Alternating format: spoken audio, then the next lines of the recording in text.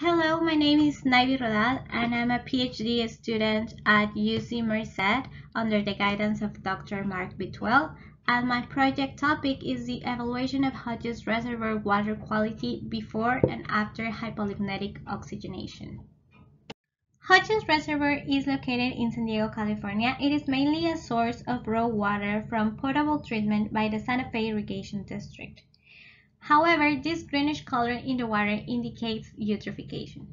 The high input of nutrients plus the internal cycle in the reservoir generates an excessive growth of algae. When algae die, sink to the bottom and are biodegraded by bacteria deoxygenating the profundal zone.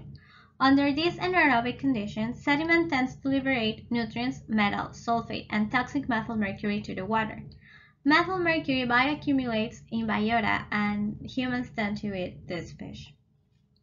Previous studies from 2017 to 2019 from April to October in the reservoir at 4 different sites concluded that the implementation of a hypolignetic oxygenation system could be a good technique for water quality improvement.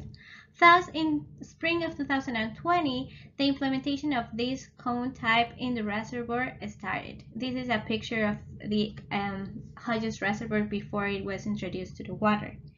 My research will compare pre- and post-oxygenated data to evaluate this water quality improvement. A way of doing this is calculating the areal flux. The areal flux is estimated by the monthly mean concentration multiplied by the depth of the hypolimnium divided by the time of the year analyzed. In this case, the depth of the hypolimnium is calculated by the volume of water divided by the area of the water column analyzed 1 meter squared. For this presentation, I'm presenting pre-oxygenated data for 5 different compounds in Site A.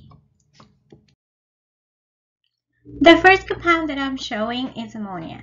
Ammonia is produced by decay of organic matter under anoxic conditions. The high flux values shown in Hodges reservoir indicates that it's a hypertrophic reservoir. We can see that 2017 and 2019 follow the same progressive accumulation pattern, while 2018 have this peak accumulation from July to September, having a really high flux of around 700 milligrams per meter squared per day. This highly values of ammonia indicates that 2018 was a highly reductive year. Manganese. Manganese is produced in the water due to the reductive dissolution of manganese oxides. We can see that in 2017 we have this typical pattern of reductive dissolution and then mixing during winter time. 2018 has an earlier reduction that ended in May, while 2019 has a progressive accumulation with peak in July and this mixing at the end of the year. This is probably due to manganese oxide particles coming from runoff, as 2019 was a wet year, producing a higher flux. The next compound is sulfite. Sulfite, it's produced by the reduction of sulfate by bacteria. We can see that 2017 has a low flux compared to 2018 and 2019, and it coincides with a low flux of dissolved iron in water, suggesting a co-precipitation forming iron sulfide. 2018 might have this higher flux due to the anoxic conditions, and 2019 could be influenced this high flux to the external loading because it was a wet year. Sulfate is uptaken by bacteria producing sulfite. We can see that in 2017 and 2019 had these higher initial concentrations compared to 2018, but 2017 was the year with a higher efflux and 2018 the year with a lower efflux. This data in 2018 might be underestimated. Sampling started in April, and as I mentioned before, this year was highly reduced the whole time, so maybe this sulfate uptake starting since the beginning of the year. Finally, methyl mercury. Methyl mercury production is enhanced by sulfur-reductive bacteria, so we have higher methyl mercury production during 2017 and 2019 compared to 2018. We also have similar patterns in these 2 years.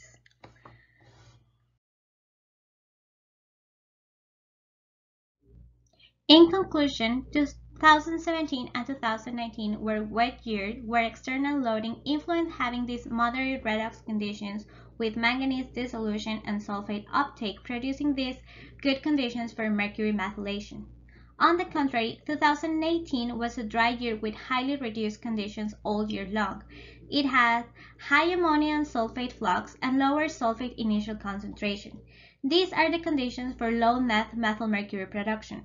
These highly reduced conditions favors having demethylation, while the low sulfate uptake has a relation with mercury being less bioavailable. 2021 will be the first year with post-oxygenated data to be able to evaluate this water quality improvement. Finally, these results are still preliminary as I need to confirm some data and keep analyzing other compounds. Thank you so much for your attention and don't hesitate to ask any questions.